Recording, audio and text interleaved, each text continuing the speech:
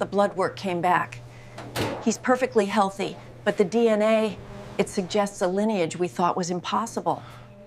Reardon nodded as if he'd expected that answer. For what it's worth, I think you made the right choices. Not the legal choices, not the safe choices, but the right ones. That wolf was going to die. You gave him a chance. And when the time came, you let him go. That's harder than most people think. After Reardon left, Marcus sat on his porch and watched the sun set over the mountains. Somewhere out there, Ghost was hunting with his pack, teaching his offspring the skills of survival, living a life that spanned the distance between wild and human in a way that shouldn't have been possible but was. The bond they'd formed hadn't been broken by distance or time or the revelation of Ghost's true nature. It had just changed shape, become something that could exist without proximity or daily contact, something that lived in the space between what was and what could have been. If you value stories about loyalty, survival, and the extraordinary connections that change us in ways we never expect, subscribe to witness more true stories of the bonds that define us. Marcus never saw Ghost again after that night by the fire in the valley. But sometimes, on quiet nights when the wind came down from the mountains, he'd hear howls in the distance and he'd step out onto the porch and listen. He never held back, never tried to call Ghost home, because home wasn't the cabin anymore and never really had been. Home was a pack moving through wilderness, a pale wolf teaching his young how to hunt, how to survive, how to belong to something larger than individual survival. And Marcus understood that finally. He understood that saving something didn't mean keeping it. Sometimes it meant giving it the space to become what it was always meant to be, even when that meant accepting a loss that would never fully heal. Ghost had saved Marcus's life by giving him a reason to keep living. Marcus had saved Ghost's life by letting him go. They were even now in the mathematics of survival that Marcus had never been able to balance before. Some bonds don't require proximity to remain true. Some connections transcend the boundaries between species, between wild and domestic, between the life you thought you were saving and the life that ended up saving you. Marcus had learned that in a veterinary clinic when 3 words shattered his understanding of reality. He'd learned it again in a mountain valley when he'd watched a wolf walk away toward his real family. And he carried that knowledge now, not as trauma but as wisdom, not as loss but as transformation. The pale wolf on the ridge in the photograph seemed to be looking directly at the camera, directly at whoever might see the image years later. Marcus liked to think that somewhere in that gaze was recognition, not of the photographer but of the broader truth, that survival required both holding on and letting go, that love sometimes meant loss, and that the most profound connections were the ones that changed both parties into something neither could have become alone. Ghost had needed Marcus to survive the blizzard. Marcus had needed Ghost to survive the storm inside his own head. They'd saved each other, and then they'd released each other. And that was the only ending that made sense for a story that should never have been possible in the first place. He hiked for 2 days into the backcountry, following the creek he remembered, finding the spot where he'd camped. There was no evidence of his presence now, nature having reclaimed the small clearing. He made a fire that evening, more for the ritual than the warmth, and sat watching the flames while darkness settled over the mountains. The howl came just after midnight, distant but distinct. Marcus stood, his heart suddenly pounding, listening as other voices joined in, a chorus of wolves communicating in ways humans could only guess at. He didn't howl back. That would have been foolish, potentially dangerous, a disruption of whatever pack dynamics Ghost had found his way into. But he listened, and somewhere in that symphony of wild voices, he thought he recognized one that might have been Ghost. Movement at the edge of the firelight made Marcus freeze. A wolf was standing 30 yards away, partially obscured by trees, watching him with pale eyes that caught the firelight. It was massive, larger than any wolf Marcus had seen in photographs or documentaries. The coat was pale, almost white in the darkness. For a long moment, neither moved. Then the wolf took 2 steps forward, close enough now that Marcus could see the details of its face, could recognize the bone structure and the specific pattern of markings around the eyes that he'd memorized over 6 months of daily contact. "Ghost," Marcus said softly. Not quite a question, not quite a statement. This isn't a dog. The wolf's ears moved, tracking the sound. He made no move to approach further, no move to retreat. They stood there, separated by 30 yards and by the unbridgeable distance between wild and domestic, between the life Marcus had tried to give him and the life Ghost had found for himself. Marcus could see the changes. Ghost was heavier now, his muscles more defined, his movements containing a confidence that came from successful hunts and accepted pack membership. There were scars on his shoulder and flank, marks from territorial disputes or hunting accidents or the thousand small violences of wild existence. "You're okay," Marcus said, and felt something release in his chest that had been held tight since the morning he'd watched Ghost walk away toward the other wolves. "You figured it out." Ghost watched him for another long moment, then turned and disappeared into the trees. No goodbye, no acknowledgement beyond that brief moment of recognition. But it was enough. Marcus stood by the fire until dawn, and though he never saw Ghost again that night, he heard the pack moving through the forest around his camp, the sounds of animals comfortable in their territory, secure in their place. Marcus returned to the cabin and discovered that something had shifted inside him. The nightmares were still there, the memories of Afghanistan still vivid and painful, but they'd lost some of their power to paralyze him. Therapy started working better. The medication actually helped instead of just dulling everything. He began to reconnect with people he'd isolated himself from, carefully at first, then with increasing confidence. He volunteered at a wildlife rehabilitation center, working with injured animals that could be released back into their natural habitats. He found meaning in the work, in the careful balance between helping and not imposing, between saving lives and respecting the wildness that made those lives worth saving. He never told anyone the full story of Ghost. When people asked about the wolf incident that had made him briefly notorious in the small Montana community, he said he'd found an injured animal, had tried to help, had made the mistake of not getting it properly identified, and had learned an important lesson about the line between wildlife and domestic animals. Most people accepted that version. Sarah Whitmore, the neighbor who'd first recognized what Ghost really was, never asked for details but occasionally left books about wolf behavior on Marcus's porch, marked with passages about pack dynamics and the critical importance of early socialization. 2 years later, a wildlife photographer published a series of images from northern Montana's backcountry. One photograph in particular drew attention. A massive pale wolf, larger than typical for the region, standing on a ridge at sunset with 4 other wolves visible behind him. The caption noted that this individual appeared to be a pack alpha, unusual given his relatively young age, and that the pack's hunting success rate was notably high. The photographer had been tracking them for months and described the pale wolf as demonstrating unusually complex problem-solving abilities. Marcus bought a print of that photograph. He couldn't be completely certain it was Ghost. The distance and lighting made definitive identification impossible. But something in the wolf's posture, in the way it stood separate from but connected to the pack, felt familiar. He hung the photograph in his cabin, and sometimes, late at night when the old darkness tried to return, he'd look at it and remember that survival wasn't about erasing trauma or pretending damage didn't exist. It was about finding the right environment to heal in, about understanding what you actually were versus what you'd been trying to force yourself to be. Dr. Reardon, the wildlife biologist, stopped by the cabin one afternoon the following spring. He'd heard Marcus was working with the rehabilitation center and wanted to discuss some research into human-wildlife conflict resolution. They talked for hours, and eventually the conversation turned to Ghost. Reardon admitted that he'd been tracking the pale wolf's pack through game camera footage and genetic sampling from scat. DNA analysis had confirmed something remarkable. Ghost was successfully reproducing, and his offspring were being integrated into other packs across the region, contributing genetic diversity that had been severely lacking in a local wolf population. "You saved more than one life that night in the storm," Reardon said. "That wolf's genetics are helping to stabilize the entire regional population. It's not something we can publicize, obviously, given the circumstances of his early life. But from a conservation standpoint, what happened with him is actually significant." Marcus didn't know what to say to that. He'd never thought of Ghost's survival in terms of genetic conservation or population dynamics. He'd just seen a dying puppy in a snowstorm and hadn't been able to walk away. The fact that it had led to something larger, something meaningful beyond his own personal healing, felt too large to process. "Do you regret it?" Reardon asked. "Taking him in, knowing what you know now about the risks and the complications." Marcus thought about that question for a long time.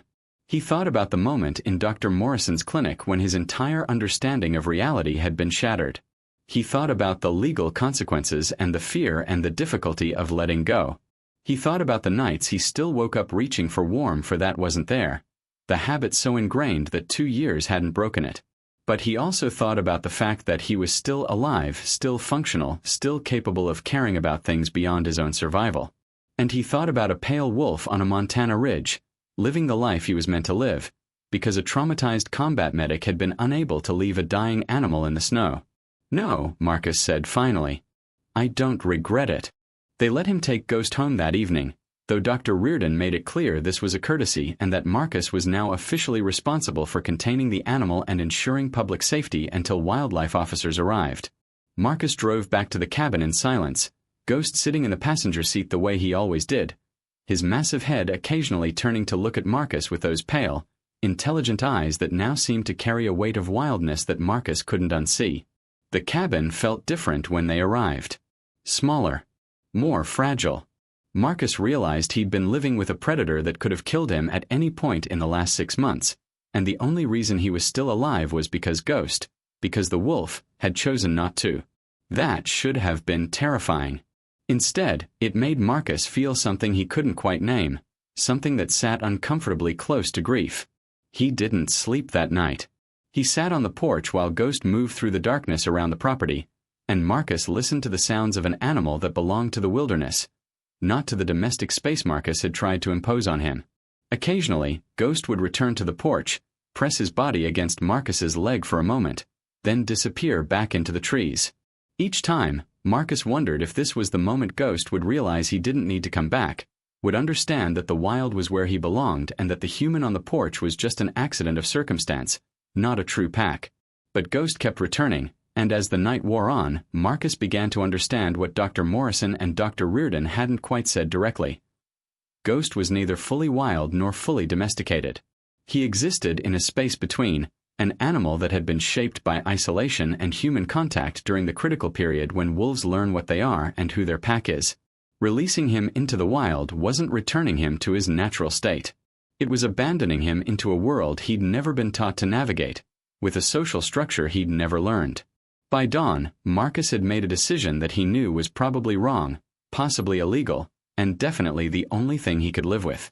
He called in sick to the mill. He loaded his truck with camping gear, food, water, everything he could think of for an extended period away from civilization. He left a note on the cabin door that said he'd gone on a hiking trip and would be back in a few weeks, knowing full well that this was a lie and that when wildlife officers arrived to find him gone, there would be consequences. Then he loaded Ghost into the truck and drove north, away from the cabin, away from town, deeper into the wilderness that covered the northern Montana mountains. They drove for 6 hours on progressively worse roads, then no roads at all, just logging tracks and game trails that Marcus's truck barely managed. When they finally stopped, they were 40 miles from the nearest human settlement, in a valley surrounded by peaks that still had snow on them despite the July heat. Marcus set up camp near a creek, and Ghost immediately began exploring the area with an enthusiasm that Marcus had never seen in him before. This wasn't the cautious investigation of the yard back at the cabin. This was a predator assessing hunting grounds, marking territory, moving through terrain that felt instinctively right. Marcus spent 3 days in that valley, watching Ghost transform. The wolf ranged farther each day, disappearing for hours at a time before returning to camp. He caught his own food, taking down a young elk with a skill that couldn't have come from anything Marcus had taught him. He howled at night, long vocalizations that echoed off the mountains and received answers from other wolves somewhere in the distance. And slowly, painfully, Marcus began to accept that Dr. Morrison had been right. Ghost needed this. Needed space and freedom and connection to his own species. On the 4th morning, Marcus woke to find Ghost sitting at the edge of camp, staring toward the tree line where the answers to his howls had been coming from. Another wolf was visible in the shadows, smaller than Ghost, watching with cautious curiosity. Then another appeared. And another. A pack drawn by Ghost's calls, trying to determine if this strange wolf who smelled of humans and campfire smoke was a threat or a potential member. Ghost looked back at Marcus once, a long steady gaze that felt like a question and a goodbye and a thank you all compressed into a single moment. Then he stood and walked toward the other wolves. They scattered initially, but Ghost followed at a distance, patient and persistent. Marcus watched until they disappeared into the forest, 5 wolves moving like shadows, Ghost's pale coat visible among them until the trees swallowed them completely. Marcus stayed in the valley for another 2 days, though he wasn't sure why. Ghost didn't return to camp. The howls at night came from farther away, multiple voices now, Ghost's distinctive vocalization blending with the others until Marcus couldn't distinguish it anymore. On the second night, Marcus heard sounds in the distance that might have been a hunt, the brief chaos of a pack working together to bring down prey. He hoped Ghost was learning, adapting, finding the place in the pack structure that his size and strength would have earned him. When Marcus finally drove back to civilization, he knew there would be problems waiting. The wildlife officers had indeed come to the cabin, had found his note, had left their own notes threatening legal action and demanding immediate contact. Sarah Whitmore had driven by and, understanding more than the officers did about what Marcus had done, left food in the cabin and a brief message that said simply, "I hope he found what he needed." The legal consequences were less severe than Marcus expected. Dr. Reardon, in his official report, noted that Marcus had acted in good faith to save an apparently abandoned animal, that he'd surrendered the wolf once its true nature was identified, and that the animal had been successfully released in appropriate habitat. There were fines. There were stern lectures from wildlife officials about the dangers of interfering with wild animals. There was a formal warning that any future incidents would result in criminal charges. Marcus accepted all of it without argument because the alternative, explaining that he'd driven Ghost into the wilderness and left him to figure out how to be a wolf, would have resulted in much worse. The cabin felt enormous and empty in a way it never had before Ghost. Marcus went back to his routine, back to night shifts at the mill and days spent alone in the silence he'd originally come to Montana to find. The nightmares returned, though not as severely. The 3 a.m. panic attacks came back, though less frequently. It was manageable again, in the way it had been before Ghost, which meant it was survivable but not quite living. 3 months later, in October, Marcus drove back to the valley where he'd left Ghost. He didn't expect to see him. Wolves ranged over enormous territories, and the chances of encountering one specific wolf in thousands of square miles of wilderness were essentially zero. But he went anyway, needing to see the place, needing to confirm that the choice had been real and that Ghost hadn't just been a fantasy his traumatized brain had constructed. The officer's expression changed immediately. His hand moved toward the radio on his belt, then stopped. He looked at Ghost. He looked at Marcus. He looked back at Ghost, who was sitting calmly, his pale eyes fixed on the officer with an intensity that was absolutely not threatening but absolutely not normal either. "Sir," the officer said carefully, "I'm going to need you to secure that animal and accompany me to town. We need to have it examined by a qualified veterinarian immediately." "He's just a dog," Marcus said, the words automatic, desperate. "No," the officer replied, his voice gentle but certain. "He's really not." The veterinary clinic in town was a small facility that usually handled livestock and the occasional family pet. The vet, Dr. Rachel Morrison, was a woman in her 50s who'd been practicing in Montana for 30 years. She took one look at Ghost through the clinic window and made a phone call before even entering the examination room. Marcus sat in a plastic chair with Ghost at his feet, his hand resting on the animal's massive head, feeling the whole fragile structure of the last 6 months beginning to collapse. Dr. Morrison entered with another man, someone she introduced as a wildlife biologist from the state university. They approached Ghost slowly, professionally, using movements and tones designed to keep a potentially dangerous animal calm. Ghost remained relaxed, tolerant, allowing them to examine him while Marcus tried to control his breathing and failed. The examination took 20 minutes. No one spoke except in brief, technical murmurs. Finally, Dr. Morrison stepped back, removed her gloves, and looked at Marcus with an expression that mixed sympathy with something that might have been awe. "Mr. Chen," she said, "I need you to understand something very clearly. What you have here is not a domestic dog, not a hybrid, not a rare breed. This is a gray wolf, a pure wild gray wolf that you've been raising in your home for the last 6 months." The words hit Marcus like a physical impact. His vision narrowed. His ears started ringing. Ghost looked up at him, and those pale eyes that Marcus had interpreted as devotion and loyalty suddenly seemed alien, wild, belonging to something that existed outside the boundaries of human domestication. "That's impossible," Marcus heard himself say. "I found him as a puppy. He was tiny. He was freezing. He would have died." "You found a wolf cub," the biologist said quietly. "Probably separated from its pack during the winter, likely abandoned due to illness or injury to the mother. The fact that it survived that long in those conditions is remarkable. The fact that it imprinted on you instead of reverting to wild behavior is—" He paused, searching for the right word. "Unprecedented." Dr. Morrison's hands were shaking when she looked up from the examination table, and it wasn't from the cold. Her voice came out barely above a whisper, 3 words that would shatter everything Marcus Chen thought he understood about the last 6 months of his life. "This isn't a dog." His room felt too small, the walls pressing in with a pressure that made Marcus's chest tight. "Ghost." No, not Ghost, the wolf, the wild animal he'd been living with, sleeping near, trusting completely, remained calm on the examination table, his pale eyes tracking between Marcus and the 2 professionals who were discussing him in voices that were trying very hard to stay clinical and detached. "What happens now?" Marcus asked, though part of him didn't want to know the answer. The wildlife biologist, who'd introduced himself as Dr. James Reardon, exchanged a look with Dr. Morrison before responding. "Legally, this is complicated. Gray wolves are protected under the Endangered Species Act in this region. It's illegal to keep one as a pet or to hold one without proper permits. The standard protocol would be to transfer the animal to a wildlife rehabilitation facility where it can be evaluated for potential release back into the wild." "Release?" Marcus repeated the word like it was in a foreign language. "You want to take him away and release him."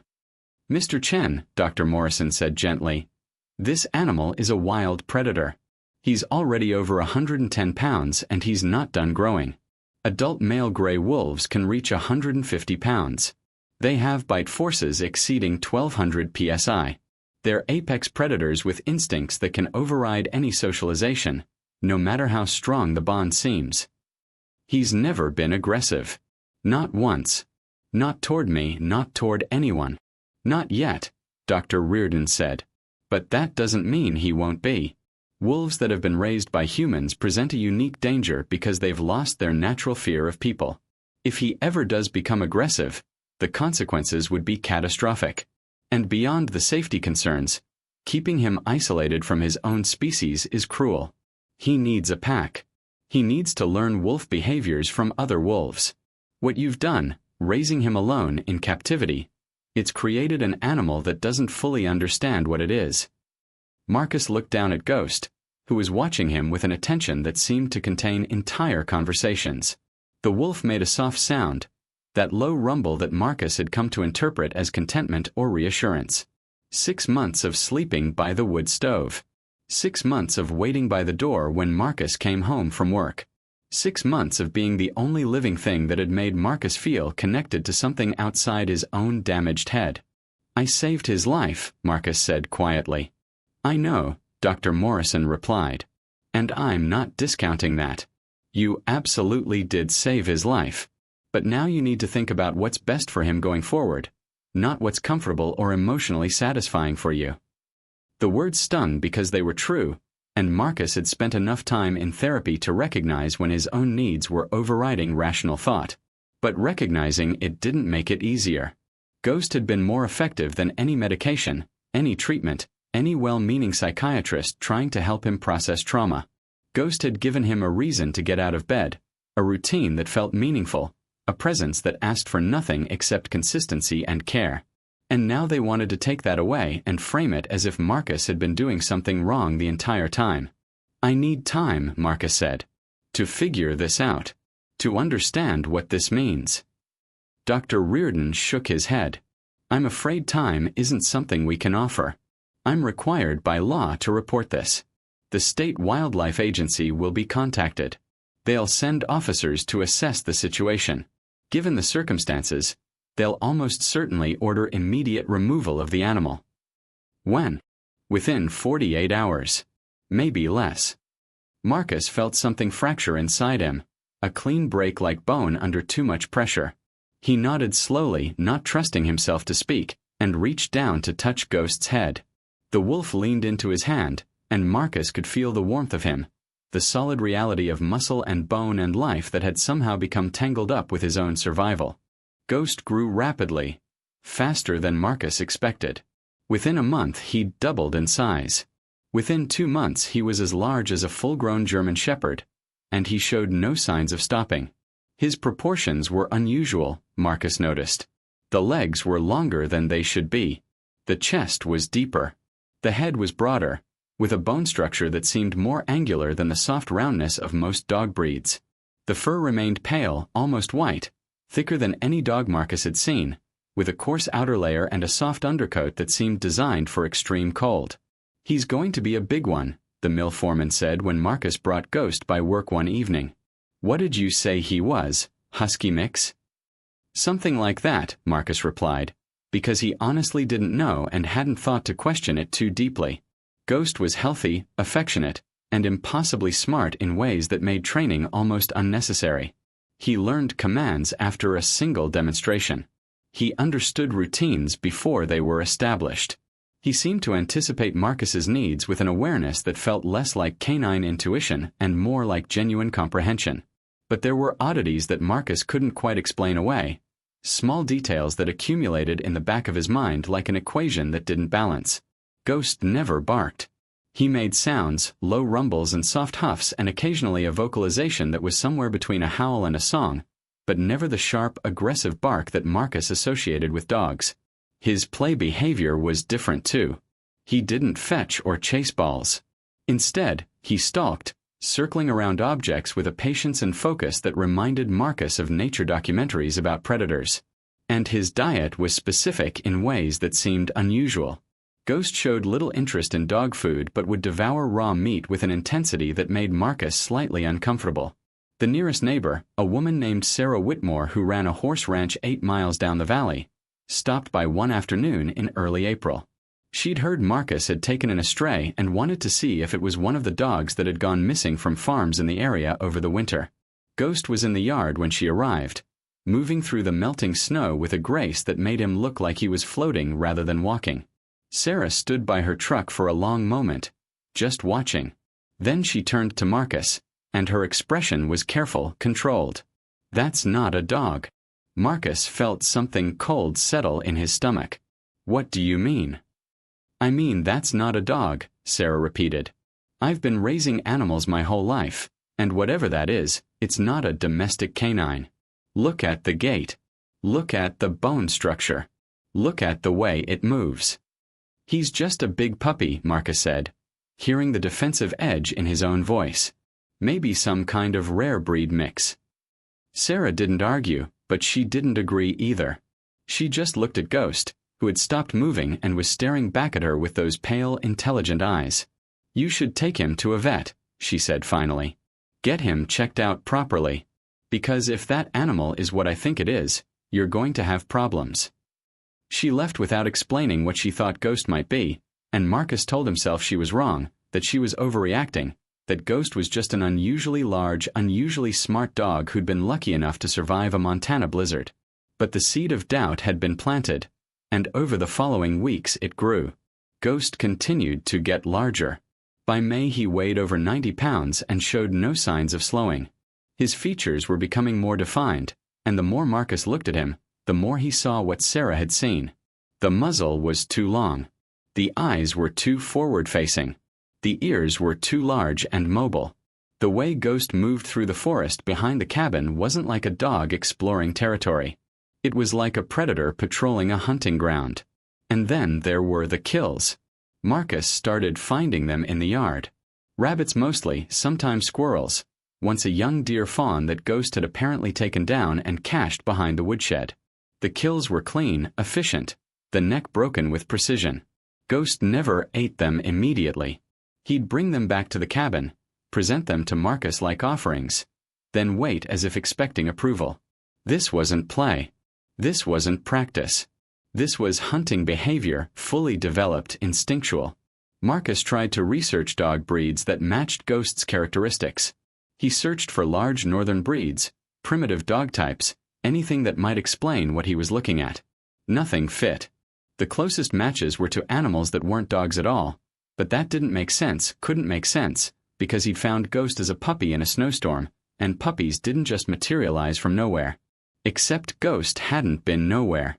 He'd been on a remote road in northern Montana in the middle of winter, miles from any human settlement, in conditions that should have killed any domestic animal within hours. And Marcus had never questioned that, had never asked himself where a puppy that young could have possibly come from or why it had been alone in a blizzard. The nightmares changed. Instead of Afghanistan and bleeding soldiers and the weight of decisions made in seconds, Marcus started dreaming about pale eyes and darkness, about something large moving through trees, about the feeling of being watched by an intelligence that was deciding whether he was prey or something else. He'd wake up to find Ghost sitting beside the bed, staring at him with an expression that seemed too knowing, too aware. In June, Ghost stopped sleeping inside the cabin. He'd spend the nights outside, and Marcus would hear him moving around the property, the soft pad of enormous paws on dirt, occasional vocalizations that carried for miles in the still mountain air. During the day, Ghost was affectionate as always, pressing his massive head against Marcus's hand, following him around with devotion that seemed absolute. But at night, he became something different, something that belonged to the wilderness rather than to domestication. Marcus knew he should take Ghost to a veterinarian.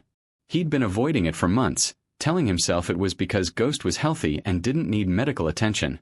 But the truth was deeper and more complicated.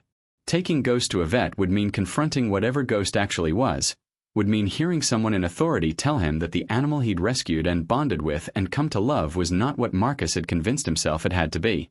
And Marcus wasn't ready for that conversation, wasn't ready to lose the one thing that had made life feel manageable again. But by July, the choice was being taken out of his hands. A wildlife officer showed up at the cabin on a Tuesday morning.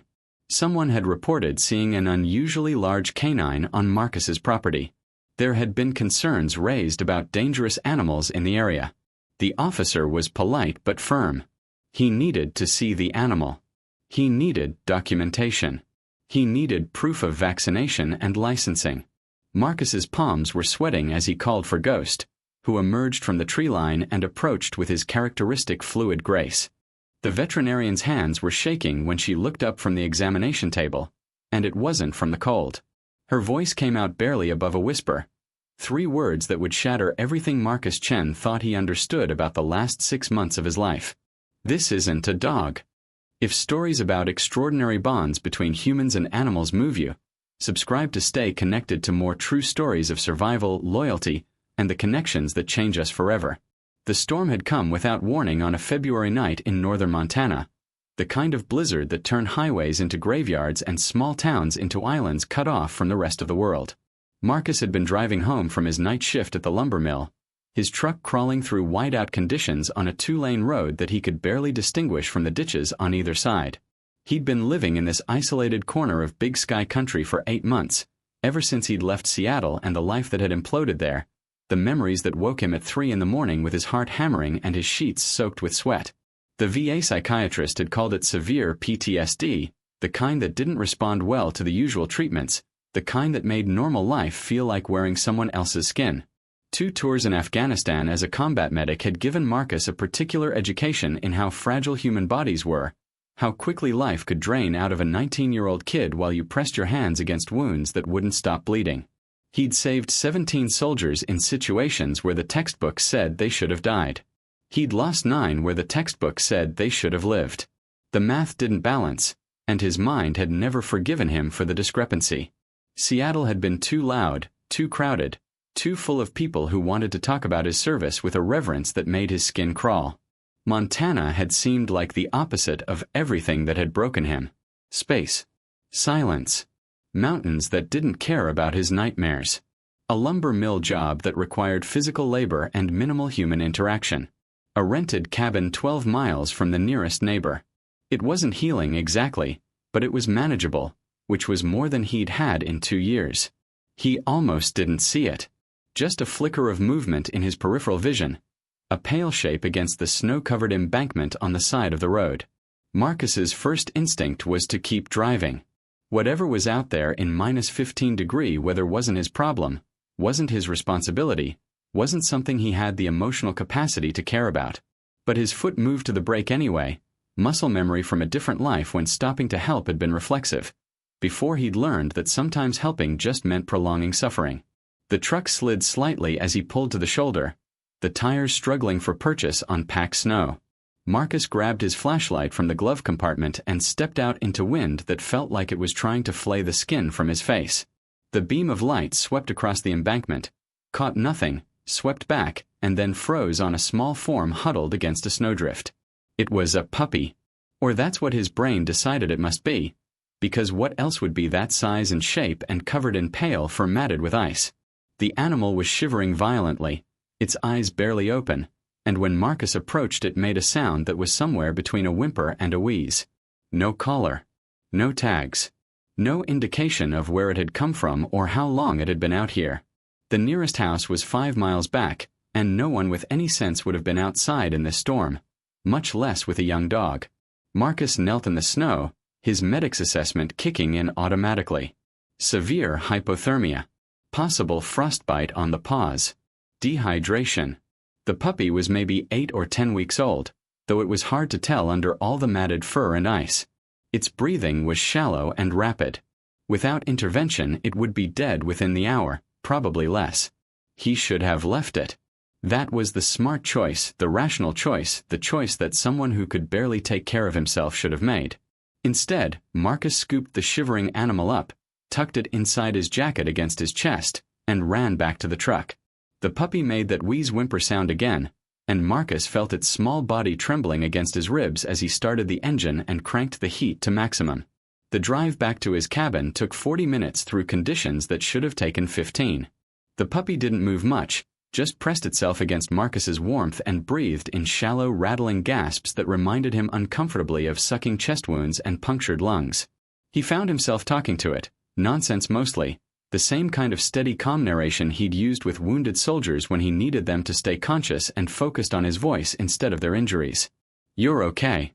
We're almost there. Stay with me. You're going to be fine." The cabin was dark and cold when they arrived, the wood stove having burned down to embers hours ago. Marcus laid the puppy on the couch, wrapped it in every blanket he owned, and spent the next 3 hours working to bring its core temperature back up gradually.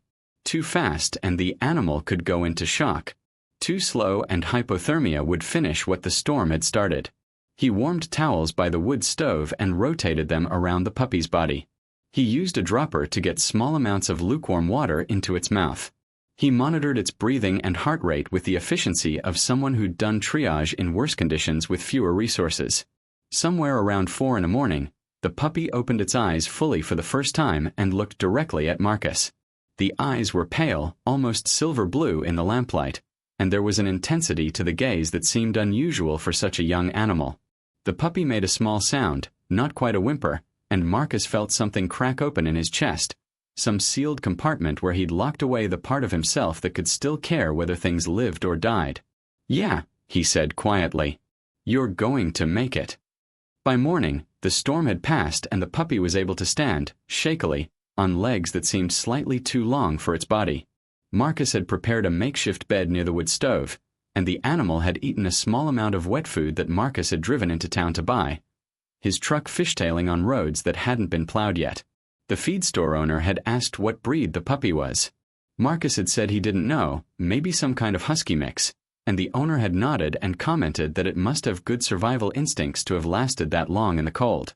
Marcus named him Ghost, partly for the pale fur, partly for the way he'd appeared out of the blizzard like something that shouldn't have existed. The name felt appropriate for other reasons too. Marcus was living like a ghost himself, haunting his own life, going through motions without fully inhabiting them. Maybe they could be ghosts together. The first few weeks established a routine that gave shape to Marcus's days in a way that nothing else had since he'd left the service.